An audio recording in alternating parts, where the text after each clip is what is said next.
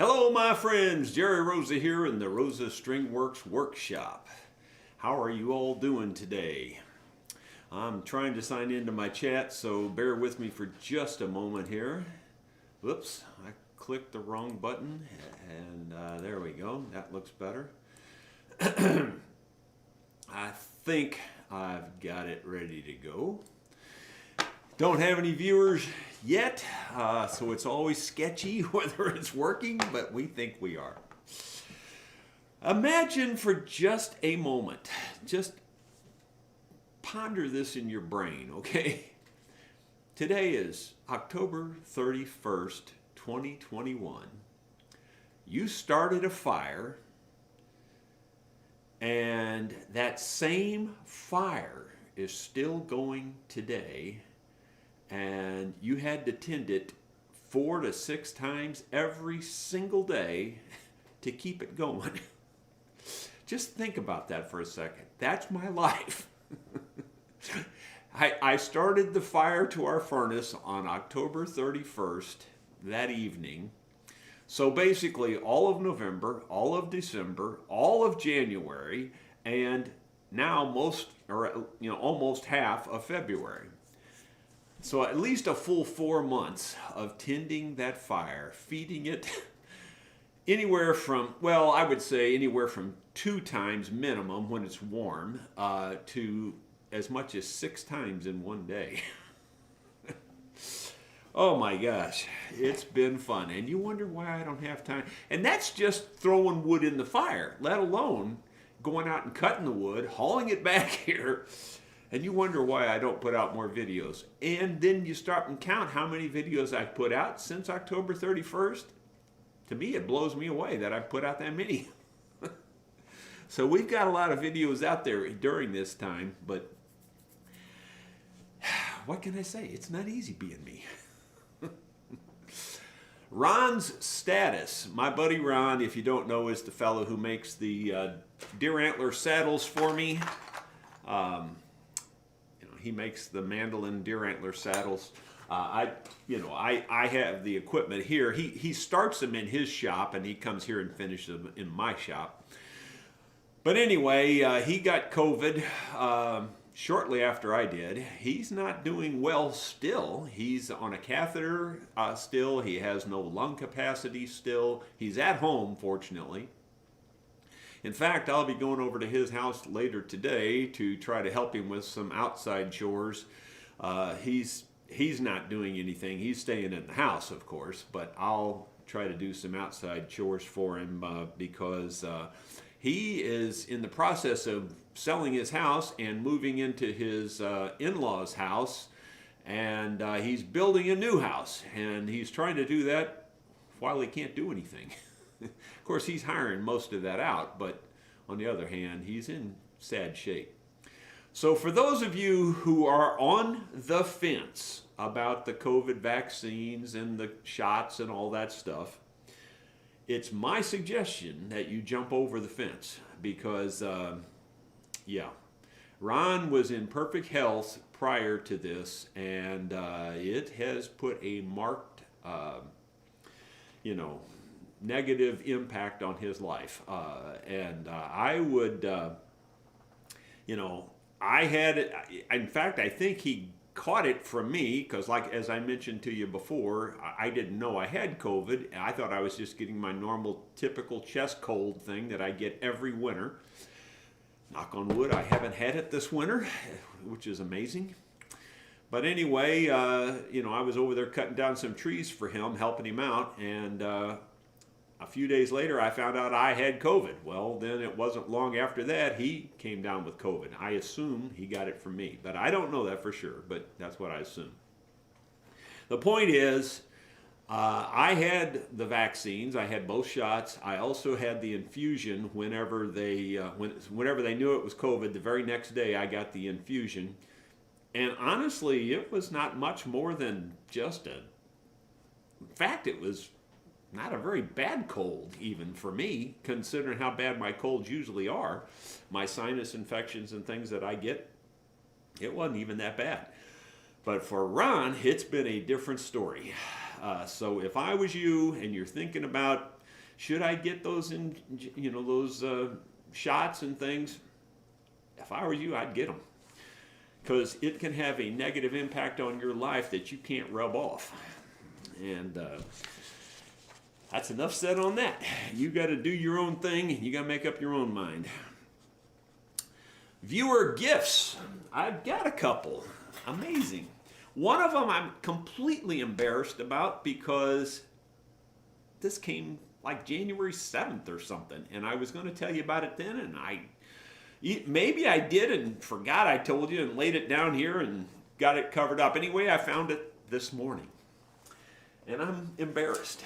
But anyway, this is from Don and Melissa O'Neill. It was a cash contribution, and I think, if I remember the story right, because this has been a while now, and with my brain, who can remember anything? But I think what the story was, Don was having trouble downloading my training, and I helped him with that, and he still couldn't get it, so I gave him a refund on the training, because he never did get it. And then finally he found it working on his computer, and therefore he sent me a repayment for the training and an additional contribution, and it's a sizable contribution. Thank you very, very much, Don, from Houston, Texas. Thank you very much. I really do appreciate it. If I said this once before and forgot, too bad, so sad. At least now I know I've said it. Oh my gosh. It's just not easy being me. The other gift. This is really cool. This just came this week, so I'm not late on this one. This is from Ed DeVito. Ed sent me a knife. Very cool. It's a Smith & Wesson knife. Obviously, lock blade knife. There's a close-up of the blade. Very sharp. It shaves right out of the box. So, very nice knife. Thank you very, very much, Ed. You can't have too many knives. You know how that is. So, I really do appreciate it, Ed. Thank you so much for watching my videos, and thank you for that wonderful gift. I didn't think I had very much for you guys this morning. In fact, I thought I was going to be scrounging to find content. But then as I got in here this morning, it just kept snowballing. It's still not very big. I don't have a lot, but I have a number of things. The next thing I want to do is make a recommendation to you. This is a product recommendation, and I get nothing out of this. It wouldn't matter whether I tell you this or I don't tell you this. I get nothing. Zero. Nothing. So it's just because I think it's a good product that I'm going to tell you about it. And that is, these are Harbor Freight gloves. This is the Hardy brand, Hardy Mechanics gloves. That's what they look like new. I am really hard on gloves. I told you I'm not a glove person. I don't like to wear gloves, mainly because I can't find any that fit me. These don't really fit me all that well, to be perfectly honest with you. But the reason I'm recommending them is because they hold up really good. They're flexible, they're soft, yet they hold up good. Now these have hauled hundreds and hundreds and loaded hundreds and hundreds and hundreds of pieces of wood into the fire. They've also picked it up off the ground, put it in the trailer, and you can see here after months, this one here is starting to wear.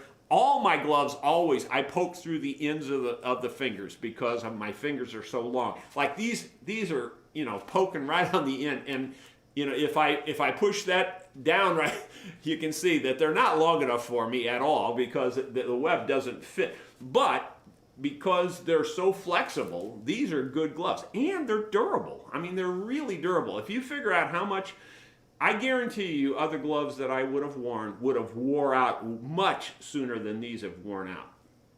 So I went and bought a couple more pairs. So anyway, I'm just telling you, they're only like $5 a pair. They're from Harbor Freight, Hardy Mechanics gloves. If you do work and you need gloves, I recommend them. I don't think they'd hold up to something like concrete block if you're doing that all day. I don't think it'd hold up to something like that. But like firewood and just typical chores around the farm, very, very good gloves. They're not insulated. They're just, kind of a soft fabric with I think this is some kind of, it's probably not leather, it's probably some artificial something, but it's durable, whatever it is. Anyway, enough on that, but I just thought I'd tell you that because they're super cheap and they wear really well. Okay, next thing I would recommend is that John Manura of AccuSlice Systems, I just noticed he put out a video. I just saw it this morning. I don't know when he put it out, but he's got a new thing out on this thing called the AccuWedge. If you're a wood turner and you cut wedges and things to put them in a circle to turn them, you know, like for bowls and for vases and decorative things, you ought to check out his AccuWedge machine. Man, I was amazed how he showed it in the video, how tight it cut these wedges and he put them all together. Anyway, I do have a link in my description of this video, so just check it out, AccuWedge Systems. And what you can do is you can fast forward to about 22 minutes or so, 21 minutes, somewhere in there. And you know, because it's a long video, but if you fast forward to around 21 minutes, somewhere in there, you can see what he actually made with it. And then if you're interested in that, then go back and watch the whole video. I have been busy the last day and a half just cleaning up the shop. Yeah, it's been such a mess. And you know, this is no reflection on Caleb, but you know, I like to keep a really tight, neat, clean shop. And with Caleb in here, it was so crowded and we just had so much stuff going on. It was just hard to keep this place neat and clean. But I have cleaned it up. It looks nice and you know, everything's in its place and I'm real happy with that. And as I was cleaning that up, I ran into a few more things here that we're going to get into in a moment. But I'm going to pick the camera up. This will probably be a mistake. I'm going to pick the camera up and I'm going to pan around really slow so you can see the whole shop. And it also will give you an opportunity to maybe if you want to ask a question about something that you see. But here I go, so bear with me. Shaky cam, no kidding. Okay, so there's where Caleb used to sit, and that's directly across from me here. By the way, this is our laser cutter right there, right below the camera here. And you can see over there, there's tools in that cabinet for the most part, a lot of miscellaneous tools. In that cabinet, it's mostly paints and varnishes. Up above are instruments waiting to be worked on for the most part. In that cabinet, we got nails and screws and things. In this big cabinet, it's mostly drill things and some power tools are in there. There's my drill press. Behind there's my caulking display or caulking, I don't know, shelf. That pole there holds my levels and things. There's one of my older bandsaws. That is my old bandsaw. There's a workbench over here with a vise on the corner right there. That's an instrument waiting to be completely finished. I got to sand it down. The finish is drying on that and I need to sand it and then put more finish on it. Those little boxes and things hold everything from screws, bolts, and nuts to all kinds of instrument parts, bazillions of instrument parts. This holds instrument plans. That red cabinet there holds instrument plans and all kinds of binding and things like that. Moving over here a little further, you can't really see it very well, but right there is my what do you call that? Cutoff saw, I guess you'd say, just a wood chop saw. My vacuum system is right there in the middle. You can see the white pipe coming down. There's my bandsaw that I typically use. Those shelves in the far back here have maple wood on them and some of my electronic gadgets that I've built for the shop. This shelving here is mostly just scrap wood. It's not really normally instrument quality wood, but the things up above there are some instrument molds, and over there is some instrument quality wood up on the very top up there. Here's an instrument waiting to be worked on. That mandolin is the world's finest mandolin ever built by a human. All the wood on these shelves is all instrument quality wood here. There's my homemade sander I made, my little thickness sander, another belt and disc sander, a small belt and disc sander, what do you call that? The sander that goes up and down, oscillating little spindle sander. I can't point. It's hard to point and look at the camera here. Anyway, that little thing there is an oscillating spindle sander.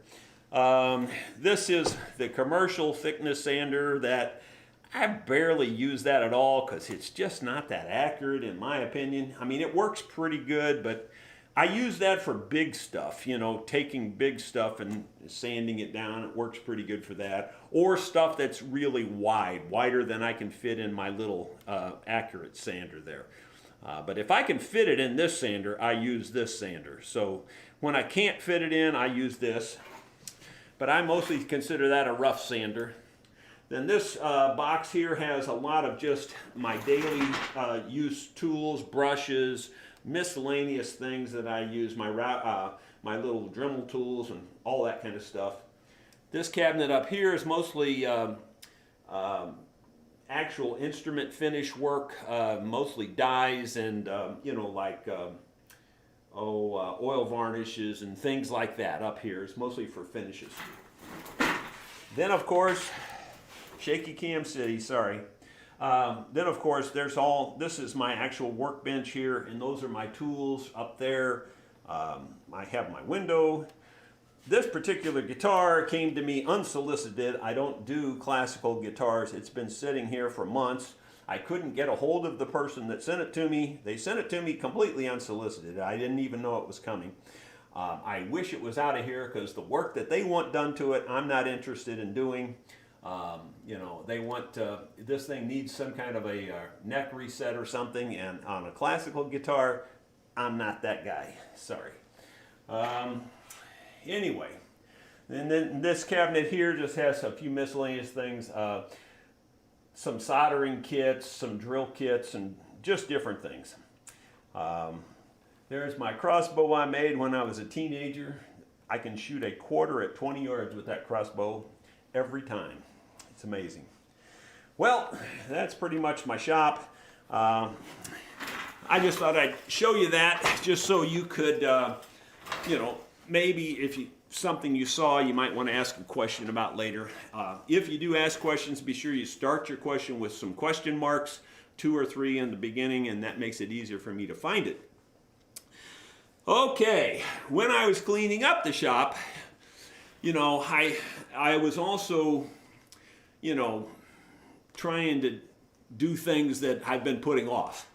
And one of the things I was putting off is Alan Dust. You know, he had sent me these sanders, and then he sent me some shorter handles for them because I had said, you know, for my money, I'd just soon have a shorter handle. And so I didn't expect him to send them to me because the long handle was perfectly fine. In fact, I would say most of you would probably prefer the longer handle. Me, personally, I like the shorter handle. I like to, you know, to be concise and have everything real close and neat and, you know, like that, rather than being out here like so, you know. So anyway, so I did put my shorter handles on my on the big spindle, or on the big sander, and on the small sander. The medium-sized sander, I just left the long handle on it. I don't use the medium one all that much. When I'm doing guitar necks, I use the big one. When I'm doing mandolin necks, I use the little one. And I'm sure this is handy for something. I just haven't used it that much yet. But these things work really good. And Alan Dust, I say thank you one more time. I did make one more modification to this. If you can see here, I turned the very end down to 3/8 on my metal lathe. And the reason I did that was just because often I just have a 3/8 drill handy. I can go in the other shop and get my 1/2-inch drill or whatever, but in this shop, I often just have a 3/8 drill. So anyway, my point is, now I can use either drill with it, and no problem at all. So I just turned that down on the end there. Alan put a lot of engineering and work into making these. You know, they look real simple. If you want to say it, and I don't mean to offend him, but they look kind of crude. They look like it would just be something you would throw together. Trust me, my friends, you will be surprised when you try to throw one of these together. They don't throw together that easy. He did a lot of work on this. So Alan, you did a good job. Great job engineering this and making this all work out. Okay, so I did make those little tool mods there. Before we get into the giveaways, let's take a look at this. Like I needed yet one more project. I'm busier than a one-legged man in a you-know-what kicking contest. Anyway, just take a look at this. And for the record, we'll just show you the level here. Get my shadow out of the way. And you can see the level. It's about a half a gallon there also, or maybe just a little more. So just between those two trees, we've got a little over a gallon of sap today. That's just amazing. Somebody said no sound. Is that true? Because I've been going a long ways here and finally just seeing that there's no sound. Bob L says that. I haven't seen anyone else say that.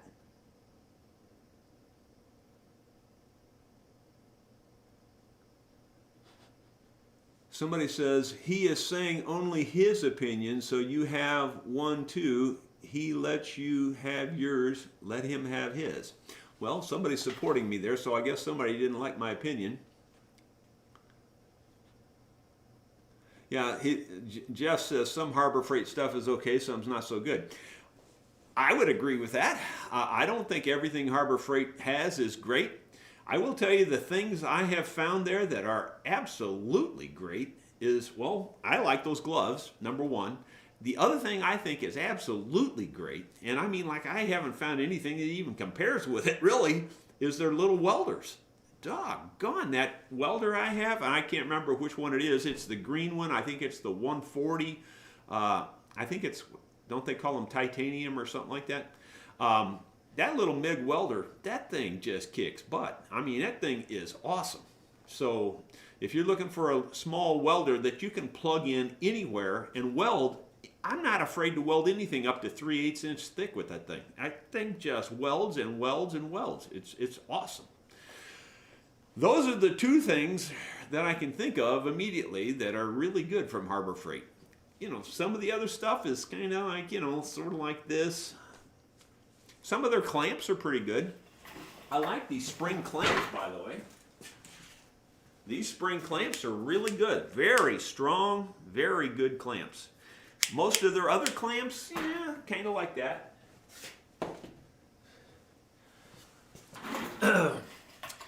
Okay, well anyway, that walnut syrup, sound is fine. Okay, all right. So apparently whoever doesn't have sound, it's on your end. Okay, thank you guys for telling me that. Because I cannot tell from here whether you have it or not.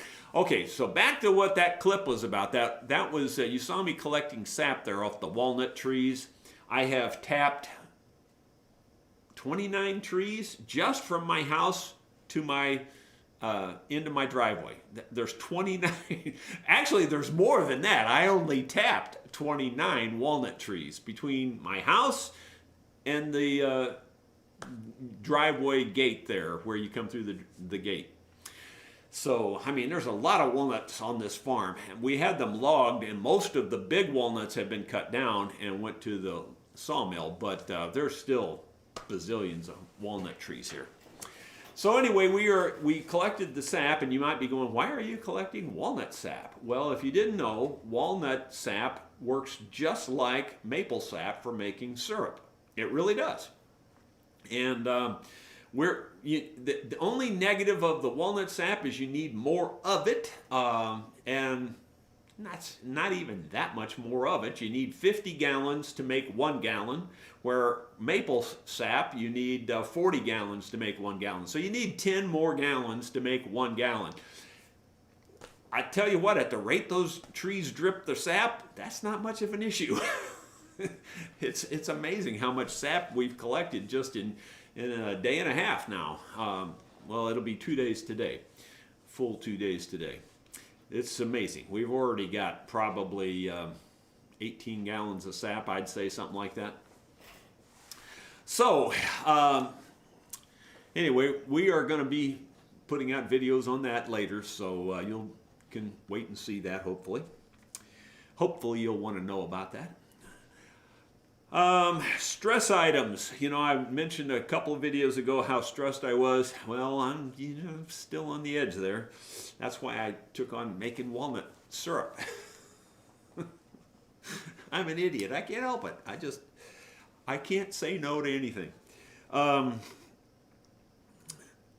I replaced the fuel pump on my Polaris Ranger, and it is working 100% now, or at least seems to be.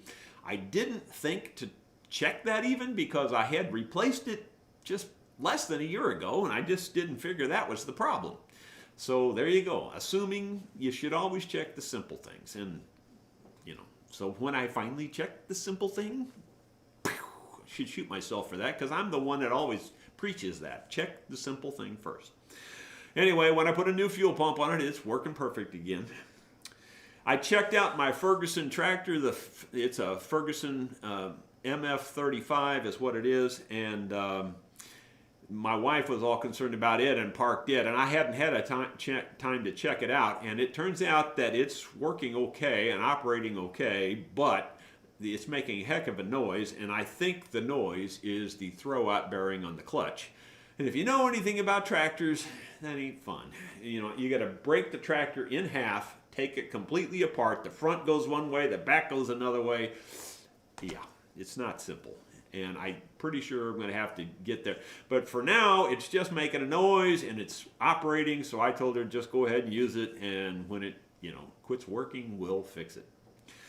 I don't know if that was a good decision or not, but that's my decision for now. Unfortunately, the John Deere 950, it's got clutch problems too, and that's also separated, break it in half. That one, pretty much guaranteed I'm going to have to take it apart right away. And it's got a front loader on it on top of that, so, oh my gosh, it's going to be a major job. My Bobcat, fortunately, was an easy fix. It wasn't moving the last time I went to it, I think I told you, and it turns out that was just one of those dummy switches that got flipped by accident. So that, once I fixed that, that was no problem. My Ford 4000, the power steering that I told you I was having trouble with my whole life, I told you, I said I'm not going to claim victory yet. Well, I'm glad I didn't claim victory because it's still giving me a little trouble. I mean, it's way better than it was, don't get me wrong, but it's still bleeding some fluid out of some place, and I don't know why yet. It's so dumb why that thing pressurizes so high. It must just overpressurize or something. Anyway, so I'm still stressed a little bit there because I got that. Plus, I still have to work on my little Honda four-wheeler that I want to rebuild the engine in, and I still don't have my dump truck working. So, it's just not easy being me. Shop project update, part 2 on the Gibson Dove, if you're wondering about that, about making that new bridge. Emery is still working on that. These videos are long, and she tries to cut them down as short as she can because they're, people have told me before, just put it out there raw. We don't care. We'll watch the whole thing. No, you wouldn't. It would be, 12 hours of nothing but just, bad video is what that would be. So, she has to go through all of that 3 or 4 times, cut it all down, and it just takes a long time. So, hopefully the part 2 will be out soon, and I think that's all there will be. I don't think it'll be a part 3. So, status of Jacob's Gibson guitar. You probably saw that there hanging up there, that Gibson there. He is the fellow that got COVID. As he left here, he had COVID. We didn't know that. He didn't know that. And he died just a week or so later. I mean, it wasn't long for him. So there you go. There's a second case of COVID getting somebody. He was in perfect health there. At least he seemed like he was. And he was, very happy, nice fellow, and just so sad that he just went straight to the hospital, basically, and died. But he wanted, this was one of his last requests, was to have his initials put in this guitar so that he could hand it down to his family. Most of the folks that are in his family that this guitar would go to have these initials. So they share the same initials as him, and so I just thought I'd let you see it ahead of time before the video comes out. And by the way, I may actually put a special video out just on this, because it showed the computer process of making the lettering and everything on the computer and the laser cutter. So I may put out a separate video just for that, and then it may also be embedded in the video about repairing the guitar, or at least some form of it may be in there. So I just thought I'd tell you that. I don't have anything to do. All right. Let me look at my sheet here and make sure that I'm not skipping something. Okay, the status of the world's finest mandolin ever built by a human didn't change since last week. I showed you that I had made some binding, but that's as far as that's gotten. By the way, one of the main reasons I was cleaning the shop and getting it all organized is because my brother is coming tomorrow to work in the shop, and he is going to be building a left-handed acoustic guitar for his son. At one time, you may remember that I said I was going to try to build a left-handed like dreadnought guitar. Well, my brother actually wants to do most of the build, and so he's going to be coming in the shop starting tomorrow to work on that. And of course, I'll be helping him with that. And we'll try to video some of that too if we can. And, let you see a left-handed dreadnought guitar being built. One other reason I'm cleaning up the shop is because we have another guest coming next week. And his name is Kim, K-Y-M. Last name, can't think of it right at the moment. But anyway, I believe he's actually from Australia. I believe he's a musician in Australia, does a lot of gigging apparently, gigging as in music gigging. Anyway, he may be totally famous in Australia for all I know. But anyway, he wants to spend a couple of days here learning how to build and repair and work on instruments. So he's coming next week, and we'll be here Tuesday and Wednesday, I think. And I'm sure we'll get him on camera as well. So look, that's another reason I wanted to get the shop more cleaned up, just because of that. And like I said, he could be famous. I don't want him to see a dirty shop. Okay, I think we're ready for the giveaways here. Okay, so what are the giveaways? Well, one of them's pretty good. The other two are, they're good if you want them, but they're maybe not too good if you don't want them. Okay, the first one is I'm going to give away these. These are the long handles that came with my original Allen Dust sanders. Now, I don't have the sanding, parts there, but you can get those at a hardware store or different places.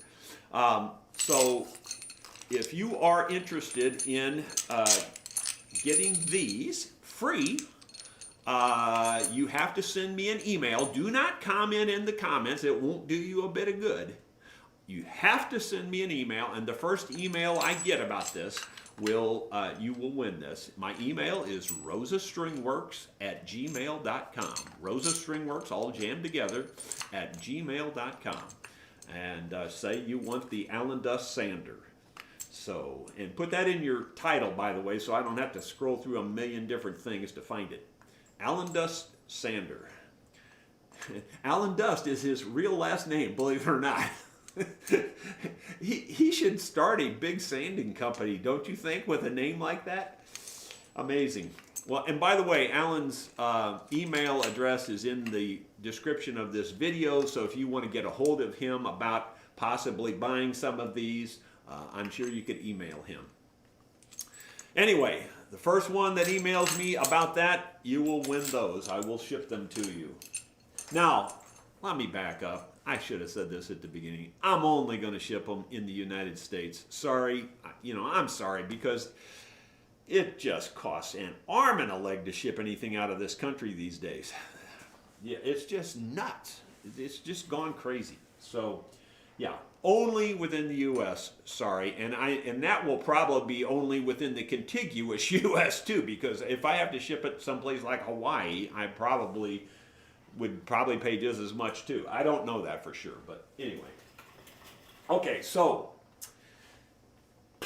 the next thing, next giveaway, and again, this will be an email. You'll have to send me an email, say you want this. rosastringworks@gmail.com. What is this? Not so much, but I just hate to throw it away. This is just a bunch of stuff like this. These are phone jacks. These are brand new. Most of the stuff that's in here is brand new. Some of it's still in the bag. Most of it's brand new. There's a bunch of the jacks. There's a bunch of wire. There's a bunch of couplers like this where you can couple two wires together. This is all old school hardwired phones, jacks and wire. So if you want that, send me an email and I will ship this to you too. Again, just within the contiguous U.S. because it costs too much to ship anything anywhere else. Okay, so that's that one. And the last one, they're going downhill, I think. This one, maybe somebody would really like this. I don't know. We replaced, well, actually Caleb replaced the top on this old Martin guitar. This thing is a piece of junk. But if you want it for decoration, you know, to hang it up on the wall or something like that, it's not. You can think you could repair it and use it, and you probably could if you really, really wanted to. I wouldn't recommend it, but you could probably do that if you wanted to. It's not much. But if you want this for decoration purposes, I will ship this to you also. Again, email me, rosastringworks@gmail.com. The first one by date and time stamp on any of those requests within the country, within where I'm going to ship to, if it doesn't cost me an arm and a leg, and if it does cost me an arm and a leg, I may actually contact you and say, well, look, I'll pay half the shipping if you pay the other half or something. Because, you know, it's crazy. I could throw these things in a trash dump. I just don't like to throw stuff away. This one I'm not going to throw away. This will go in the furnace. I don't waste any wood. Okay, I think I'm done. I think that's everything. Do you have any questions for me? I'm going to scroll up because I thought I saw some questions earlier. And I say I'm going to scroll up, but it won't let me. Here we go. I got there. All right. Let's see. Peter Bryan. Please talk about the pros and cons of truss rods that adjust from the peg head versus through the sound hole. Why adjust yours? Okay. Well, Peter, let me... can I think of pros and cons on that? Let me first of all say that my preference is the ones that adjust through the peg head. That's my preference.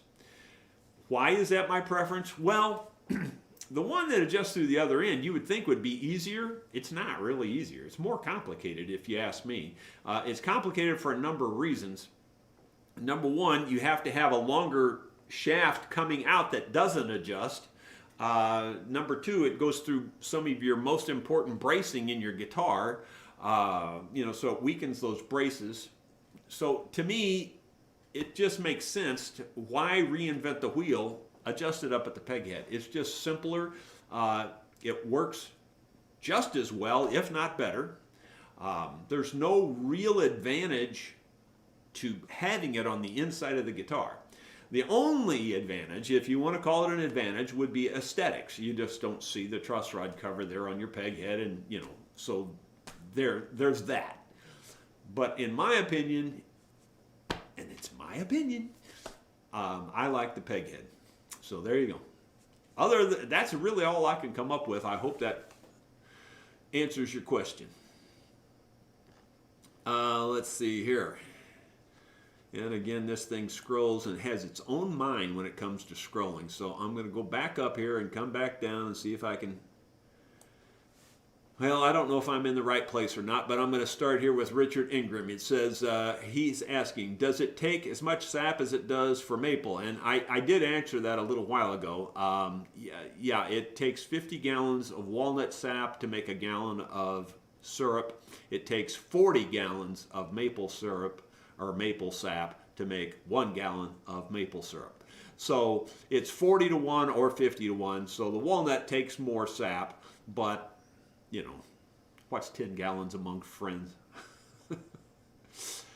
After cleaning your rifle, do you have any more trouble? No, I have not had one bit of trouble. That creeping crud that was mashed down inside that angled place was keeping that pin from getting in there correctly. That's what the problem was. Well, you know, as soon as I say 100% convinced, I guarantee I'll have trouble. So I won't say I'm 100% convinced, but how about 99.9% convinced that that was the problem? I haven't had any more trouble, and it's working great. Bike Farmer says, it's like Andy Q with the Ebony Gibson Dove. Love watching part 1. Can't wait for part 2. We will get to hear Emery sing with it. Actually, I did have her sing with that, but she doesn't want you to hear that song because it's a new song she just wrote, and she doesn't feel like she was dressed up enough, and she, you know, it's an important song to her, so I don't know if I can talk her into letting you hear it. It sounded great to me, and the fellow that owned that Dove guitar was sitting here listening as she sang that, and he started crying. That'll give you some idea. It's a pretty good song, and she did a good job singing it. Okay, but yet she doesn't want you to hear it, so there you go. Girls are like that, by the way, in case you didn't know. When you get them in your band, it's a different experience altogether. Trust me, I know that firsthand. Anyway, what's the perfect pancake recipe? Yeah, I'm just looking for more questions here. Slow reader, so bear with me. Have you used Western red cedar on guitar tops? Yes, I've talked about that before. I've used red cedar. I've used Western cedar, I should say. I've used Western cedar. I've used redwood for tops. They're great. Redwood is really my favorite of all. Western cedar is very good. In fact, I personally think that redwood and Western cedar both beat spruce. That's my personal opinion. I think they both do. But why do I make them with spruce, you ask? Because that's what sells. That's the truth of it.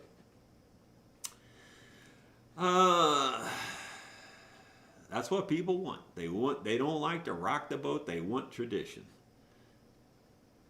Did you fix your Healy coil problem on the router base? Not really.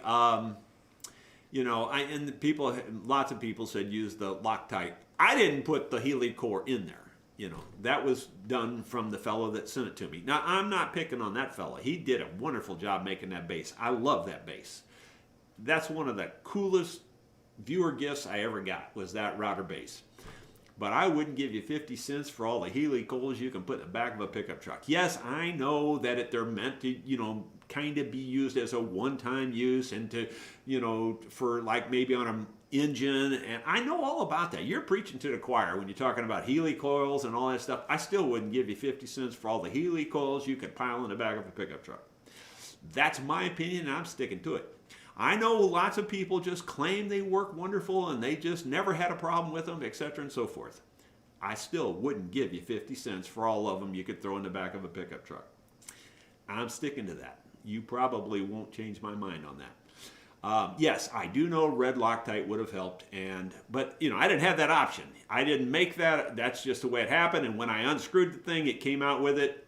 You know, too late, too sad. You know, I can't fix it. So I already did rethread it, and I do have a screw that fits it. The only thing is I haven't made an actual handle with those threads yet. I want to make an actual handle because right now I have to use a screwdriver. But it works physically, so at least I can use it. Another soapbox, sorry.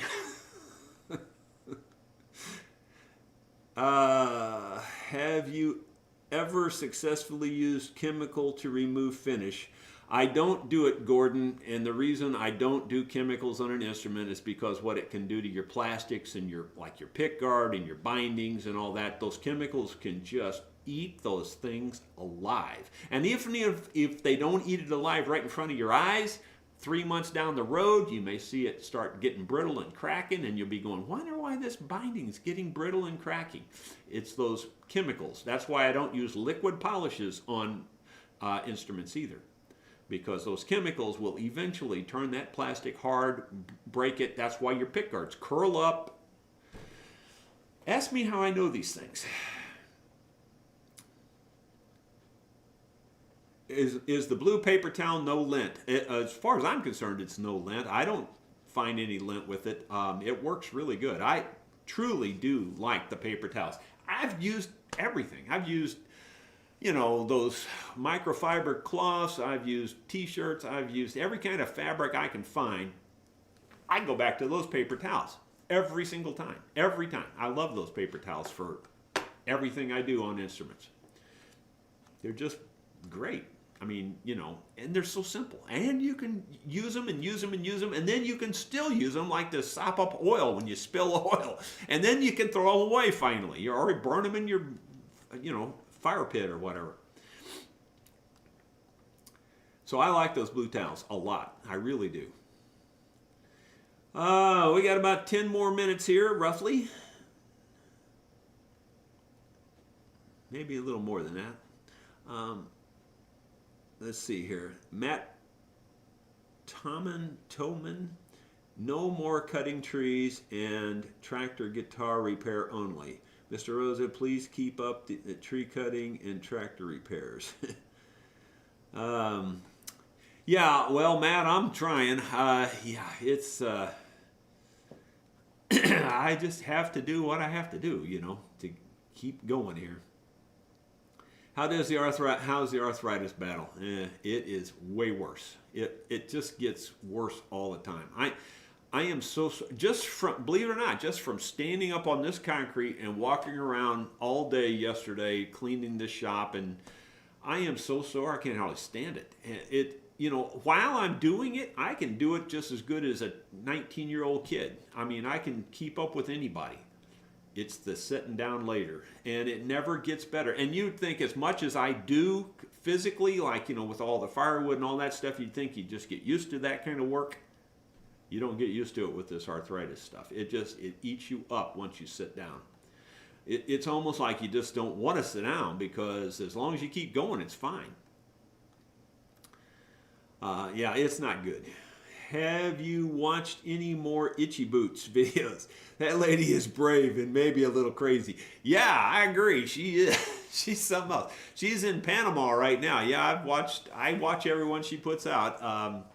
Yeah, she's in Panama, and she, like I said before, I get to thinking my trails need work.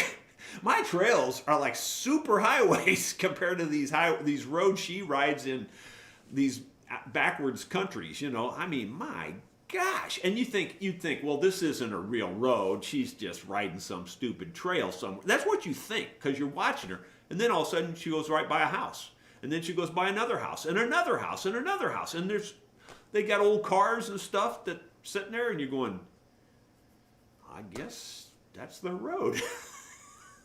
You can't believe it. I mean, these roads have ruts in them. You can... Yeah, a St. Bernard would get lost in some of those ditches. I mean, they're deep, It's crazy. Yeah, so I really enjoy her videos. It's amazing how many languages that woman can speak. It's crazy. Lon says, Jerry, I'm just curious, but do you have other content that we have not seen thus far? Because, for one, we'll watch anything you put out. Well, Lon, I have lots and lots and lots of interests. I'm now a one interest kind of guy. My problem is just strictly time. Yeah, I do a lot of things. Yeah, I'm not bragging, but I don't know anybody that does more things than I do. I truly don't. I just like a lot of things. You know, okay, I hope this doesn't offend anyone, but I'm just going to tell you the way I feel about it. This is the way I feel about some of these things. For instance, the walnut syrup thing. You know, why would I take that on in the middle of all this other crap? Well, here's the way I feel about it. And I feel this way 100%. You know, one of these days, and it may not be very long down the road, I'll be 6 feet under. You know, maggots will be crawling through my eyes. And I will have either made walnut syrup or I won't. You know, it's just that black and white and simple. So, you know, while I'm here, I've got a chance to make walnut syrup. So I'm going to make some. It's just that simple. Just, there's nothing philosophic about it. It's just black and white truth, plain Jane truth. So I would say to you, if you got something you want to do, you better just go get it done, because you don't know how many more days you got left. And I definitely don't know at this point with this arthritis stuff, as bad as it's getting. I truly don't know. There's times I wonder if I'm going to make it at all. Well,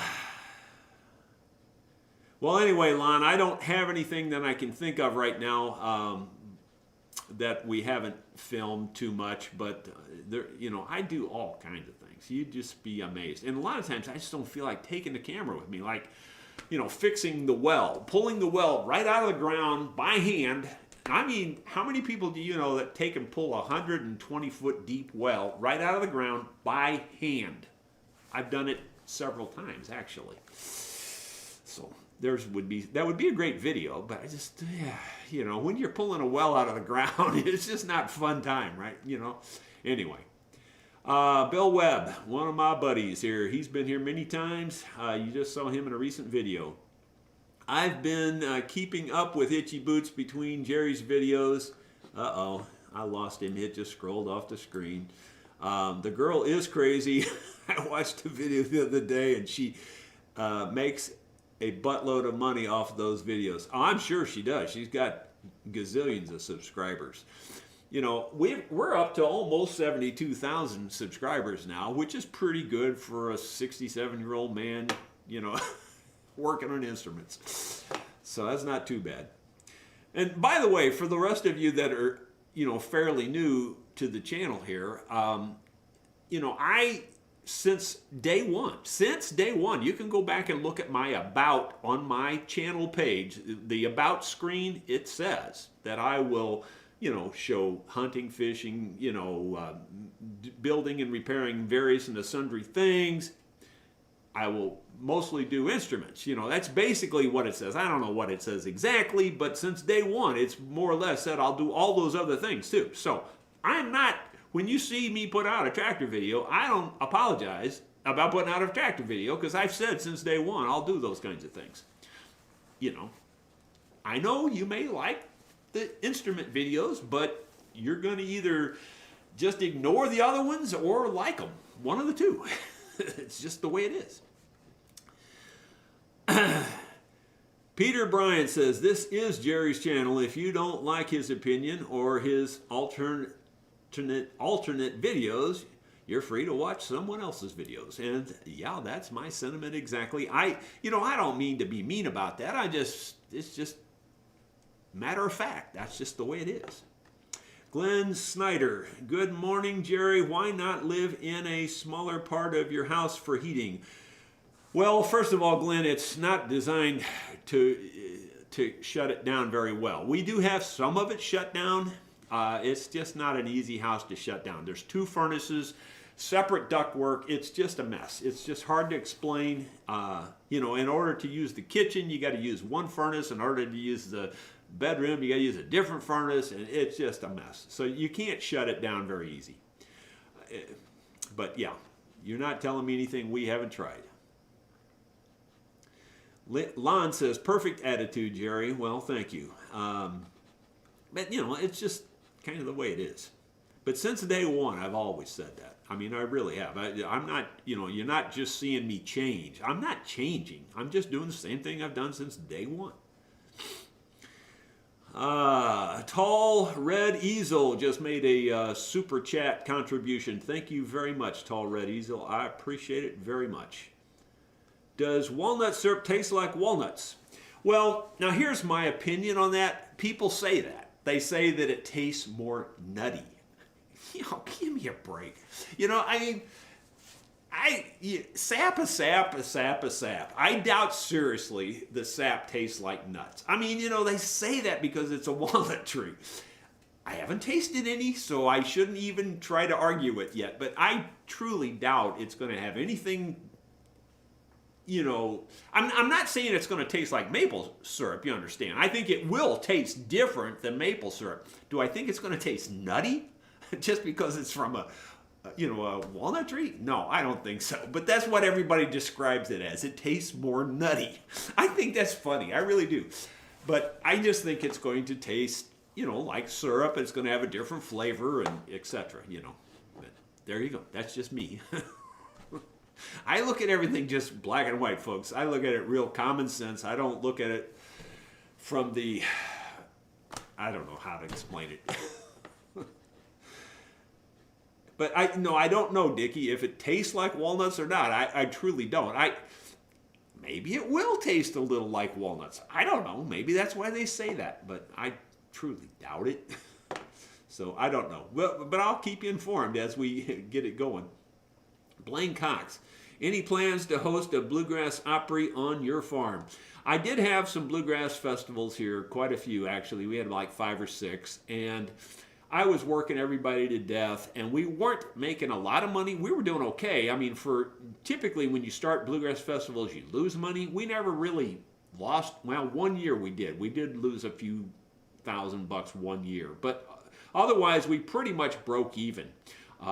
And that's good for starting out a festival. But honestly, I'm the only one in the whole family anywhere, and my friends and everyone, I'm it that likes bluegrass. The rest of them are okay with it, but they're just not into it, and therefore they're not, I'm just asking them to do stuff as a favor, and I just got tired of asking, so I quit doing it.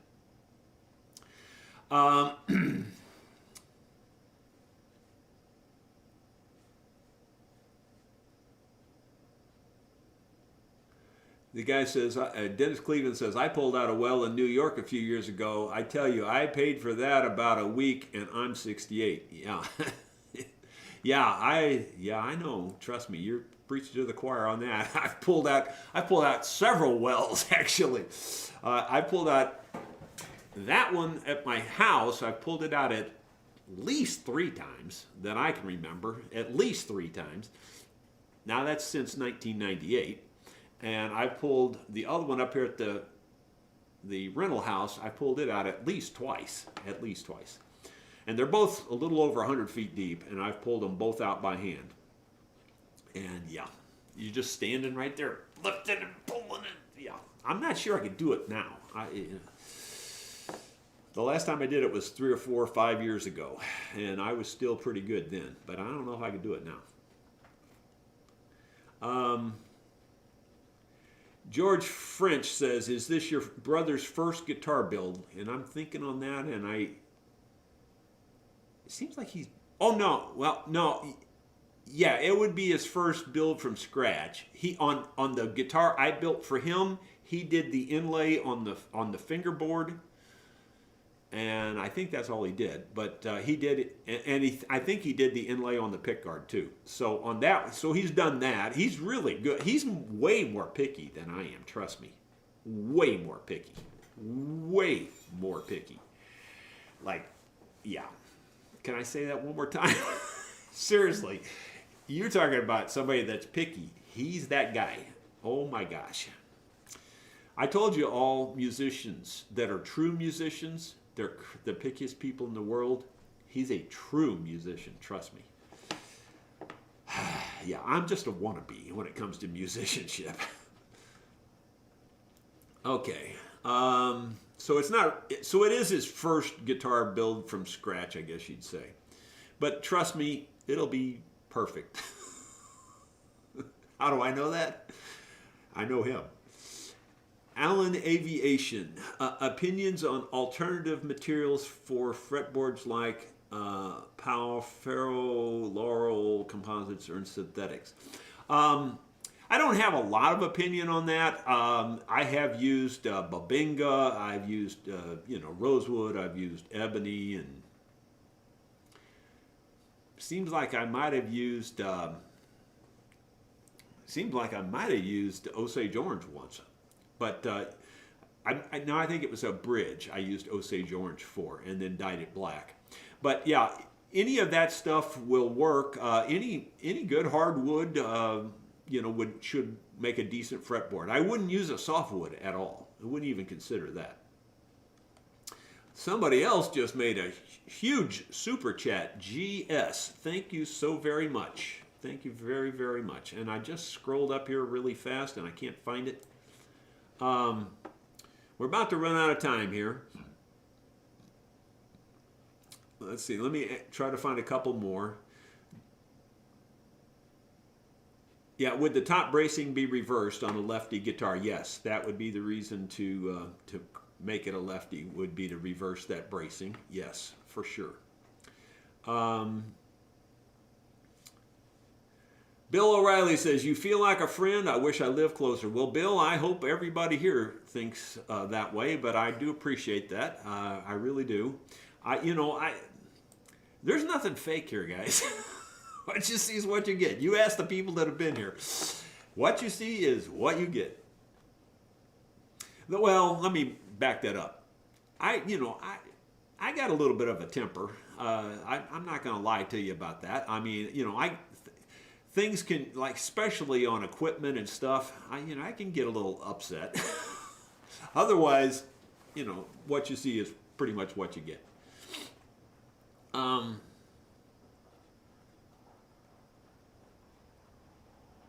Bill Webb says, you just got to see that house. There's no easy solution. Yeah, you're right on that one, Bill. There's no easy solution on that house, especially with 6,000 square feet of concrete. And it's actually closer to 7,000 square feet of concrete. Solid concrete floor.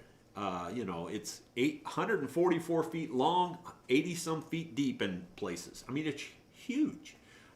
And trust me, I could care less how big that house is. Prestige has nothing to do with anything. I didn't even go in the house. When I bought this farm. I was standing on the driveway, bought the thing, and the guy says, don't you want to see the house first? I said, nope, I don't care what the house looks like. Boy, was that ever the wrong thing to say. Well, it was the one time in your life when you would think that, was that house a surprise when I walked through it? I went, oh my gosh. My wife and I walked through that house 4 or 5 times. And I'm not kidding. You think I'm exaggerating. I'm not. 4 or 5 times. And we still couldn't agree on how many rooms were in that house. It's just the craziest house you've ever seen in your life. It is just nuts. And the reason we couldn't agree was mainly because it was packed floor to ceiling, and we had to literally walk down the aisles like this, sideways, to get through the whole house. The whole house was completely full. Keep in mind how big that is. It's like a Walmart, and it's completely full of floor to ceiling of mostly antiques and things. I mean, the guy, he was living there with his wife. You won't believe this. You'll think I'm exaggerating. I promise you, I am not exaggerating. One room, his bathroom, this bathroom they had back there, that's a whole nother story. I won't go into that. But he had this long table on on the one wall of the bathroom. And it's a real long table. I'm going to say the table was 10 feet long. All the way across here. Him and his wife had clothes piled up on this table. Most of the clothes were folded, but they were piled up and up to like a triangle to the ceiling. It went like from this high, well, actually probably from about this high, all the way up to the 8-foot ceiling, piled up like this, 10 feet wide. It took them 2 months to get all this stuff out of this house, by the way. And they had 2 auctions. I mean, it was just amazing. More stuff than you've ever dreamed could be in a house.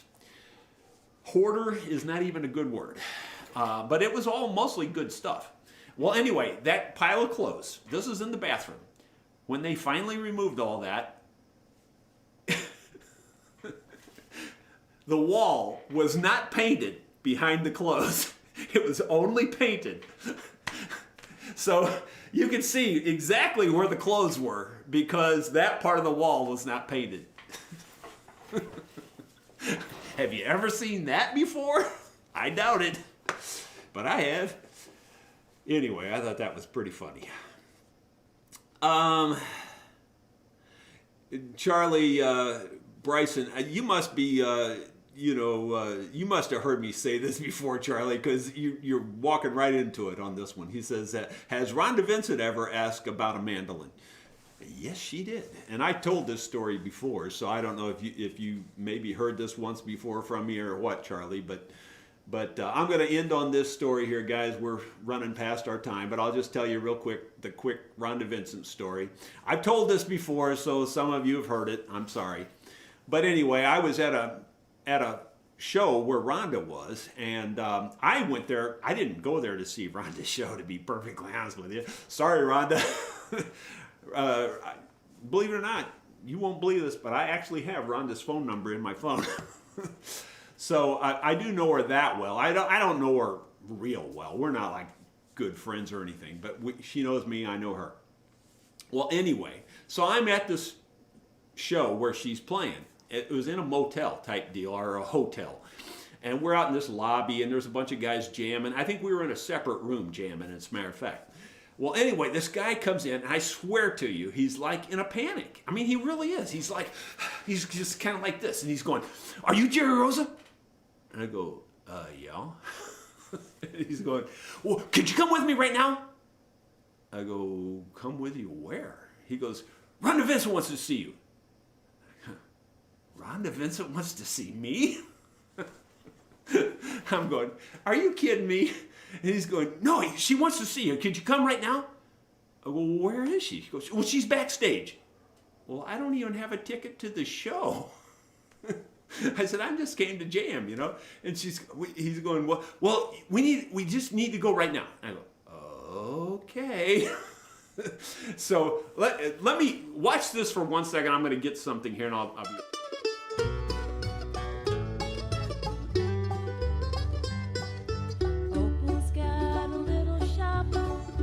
Tea and soda pop written on the faded window sign. Ruby and Pearl are her best friends. Okay, so this is what Rhonda wanted to see me about. This is you've seen this before on the channel. This is my 3/4 size mandolin. And it looks just exactly like my other mandolins, except that it's only 3/4 size. And how do I know it's 3/4 size? Well, I did a ratio on a full-size violin to a 3/4 size violin, and that ratio turned out to be 90%, exactly 90%. I checked it a billion different ways to sundown, 90%. So what I did was I made all of the measurements, everything I could do, 90% on this. So as far as I'm concerned, if a 3/4 violin is a 3/4 violin, then this mandolin is a 3/4 mandolin. So anyway, everything is 90% except the peg head. I left the peg head full size because of the tuning keys. But everything else is 90%. Well, Rhonda had seen the little girl. I had made that custom for a young girl, and she was really good playing it and all that. So anyway, Rhonda wanted to know if I would make her a 3/4 size mandolin for her niece. Well, I told her, "Yeah, I'll make you one." And she goes, "How much?" I said, $2,500. Now, this was quite a few years ago, you understand. I'm going to say, might be 15 years ago now. Well, anyway, so at that time, that was about my going price at that time. Well, anyway, she goes, "Oh my gosh, I didn't know it'd be that much." I'm thinking, I might be wrong, but I'm thinking she got somewhere in the neighborhood of $10,000 to $12,000 to play that show. So, yeah, we didn't make a deal. That's all I know for sure. No, don't get me wrong. I didn't say that to embarrass her or to, she's a good gal. She really is. She's a sweet, nice person, and I really like her. She's a great gal. But we didn't make a deal on making the mandolins. So there you go. I'm going to get off of here. Thank you so much for joining. We had almost 200 people on here at one point. I guess I bored the other ones to death because we're down to 179 now. Thank you so much, my friends. I'll see you next Friday, same time, same place.